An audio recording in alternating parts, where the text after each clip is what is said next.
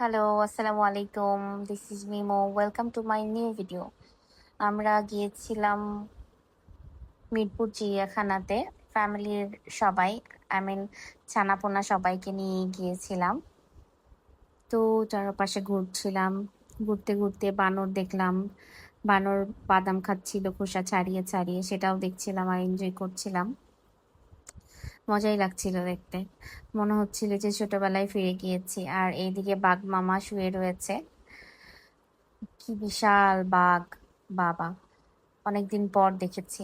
আর এদিকে রয়েছে সিংহ। আর কিছুক্ষণ ঘোরার পরে এদিকে দেখলাম একটা উট পাখির জায়গা আরকি। অনেকগুলো উট পাখি রয়েছিল। দেখতে বেশ ভালোই লাগছিল, এনজয় করছিলাম। আর এইদিকে বাবা ছেলে হাঁটছে। আর চারপাশের যে পরিবেশটা বেশ ভালোই ছিল, দেখতেও ভালোই লাগছিল।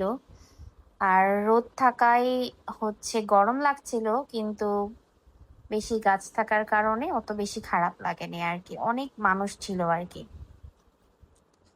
ছুটির দিনে এরকম ঘুরতে আমার বেশ ভালোই লাগে। আপনাদের কার কেমন লাগে জানাবেন। এখানে অনেক পাখি রয়েছে, হরিণ, সাদা কাক। আমি যেগুলো দেখেছি সেগুলোই আরকি দেখানোর চেষ্টা করেছি। যদিও পুরাটা আমরা কভার করতে পারিনি। বাচ্চাদের গরম লাগার কারণে আমরা কিছুক্ষণ ঘোরার পরে চলে এসেছিলাম। তবে আমার মেয়েটা সাপ দেখবে বলছিল, যার কারণে সাপ দেখার জন্য ঘুরছিলাম। সাপের যে জায়গাটা সেটা হচ্ছে বেশ উপরের দিকে। এখানে অনেক রকম সাপ ছিল, অজগর ছিল, আরো অনেক রকম সাপ ছিল। সেগুলো দেখলাম। দেখার পরে আমরা ডিসাইড করলাম যে না আর থাকবো না। তখন বের হয়ে আসলাম। এই যে আমার মেয়ে অনেক টায়ার্ড হয়ে গেছে। মুখে চোখে পানি দিচ্ছিল। টায়ার্ড হয়ে যাওয়ার কারণে। আর এই পাশে হরিণ দেখছিল, আমার ছেলে খুবই উপভোগ করেছে। এতটুকুই আরকি। যদিও সব নেট দেওয়ার কারণে বাবু অত দেখতে পারেনি ভালো করে। বাট হরিণটা খুব ভালো করেই দেখেছে।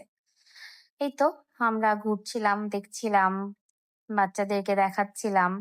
আর বাইরে বের হওয়ার পরে চোখে পড়ল ময়ূরের পাখা। আমি ময়ূরের পাখাও নিয়েছি ৩ টা। এই তো আজকে এই পর্যন্তই। আগামী কোনো ভিডিওতে দেখা হবে। আল্লাহ হাফেজ। Bye, by.